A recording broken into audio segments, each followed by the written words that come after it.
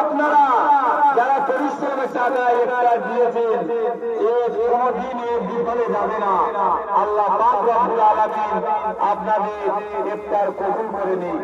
আর আমি চাই আল্লাহ যেন তোমাদের এই মিল মহব্বতটা যেন আমরা মরণের আগ যেন দেখতে পাই। আমার মা বোনেরা বলছে যে আমরা কি একটা রোজার ইফতার দিতে পারবো না? আমরা একটা রোজার ইফতার কি আমরা দিতে পারবো না? ওনাদের একটা নিয়ত ছিল, একটা আশা ছিল। তাই আমার আল্লাহ পাক রব্বুল আলামিন যেন ওদের ইফতারকে কবুল করে নেয়।